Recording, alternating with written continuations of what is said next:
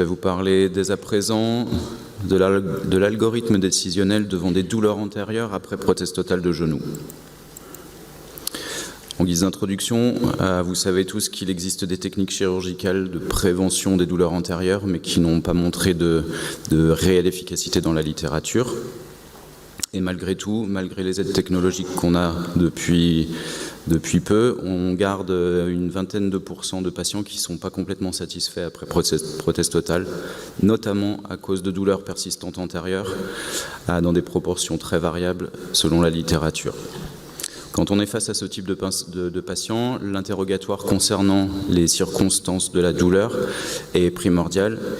Évidemment, il faut expliquer aux patients qu'il existe des douleurs post-opératoires pendant plusieurs semaines qui sont habituelles et qui montrent l'importance de l'explication préopératoire.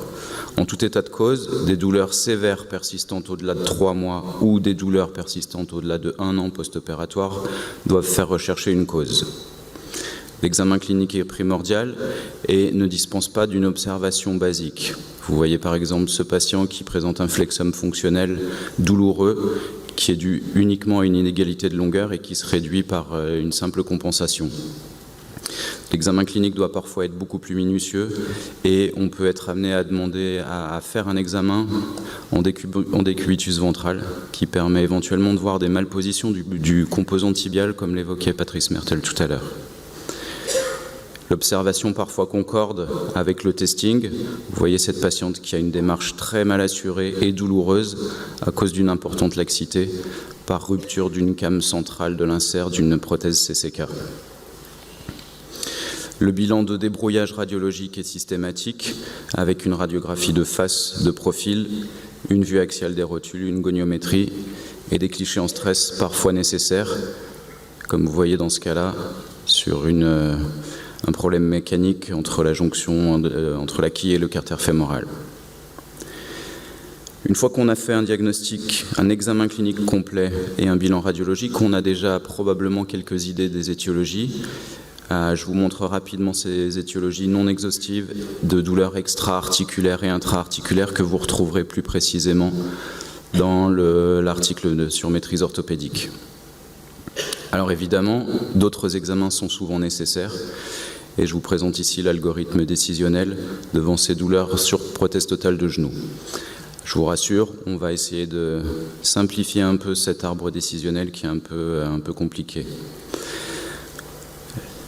En premier lieu, on peut avoir un cas assez urgent et dont le diagnostic est assez évident, à un problème mécanique ou infectieux aigu qui ne doit pas faire retarder la prise en charge chirurgicale avec d'autres examens. J'utilise un petit code couleur pour vous montrer sur ce qui est concernant la gravité du genou. Et ici, on serait plutôt sur une couleur rouge. Ici, à contrario, un examen clinique et un bilan radiologique qui penchent plutôt en faveur d'un problème extra-articulaire, généralement pas très urgent et qui va faire faire d'autres investigations au niveau des hanches, du rachis, des problèmes vasculaires. Je vous montre ici cette photo d'un genou qui peut être inquiétante, mais c'était une nécrose superficielle qui s'est traitée uniquement avec une greffe de peau mince et qui a surtout fait rechercher une étiologie vasculaire. Dans ces étiologies, les causes psychologiques ou l'algodystrophie restent des diagnostics d'élimination. Signalétique verte concernant la gravité du genou.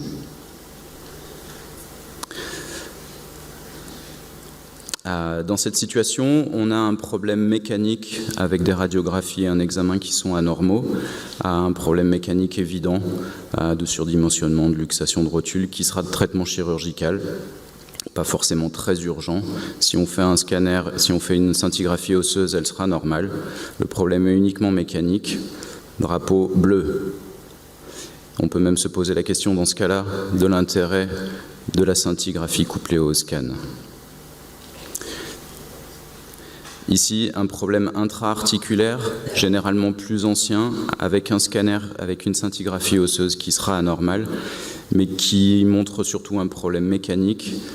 On ne peut écarter toutefois une petite arrière-pensée infectieuse qui peut parfois nécessiter un bilan, une aspiration et une recherche bactériologique. Signalétique bleu.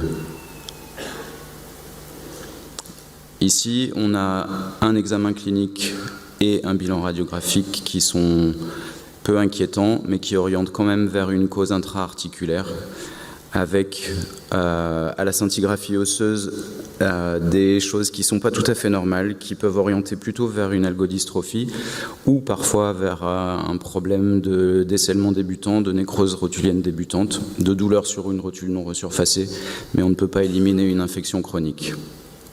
Plutôt drapeau orange. Dans ce cas-là, on a un examen clinique rassurant ou pas forcément très inquiétant, un bilan radiographique complètement normal, on poursuit les investigations, on a une scintigraphie osseuse qui est complètement normale et on va s'orienter dans ce cas-là vers un problème éventuellement d'allergie qui fera pousser d'autres investigations et en dernier lieu, un problème, alors pas complètement psychologique, mais peut-être de mismatch entre l'attente du patient et le résultat fonctionnel sur la prothèse totale de genou. Signalétique jaune. En guise de conclusion, je vous laisserai revoir ce diagramme, cet algorithme décisionnel qui est un petit peu kafkaïen, mais qui permet, comme l'a évoqué Michael Hirschman, de pas se focaliser sur un problème qui serait uniquement rotulien. Et je laisse la parole à Caroline pour nous parler de tout ça. Merci.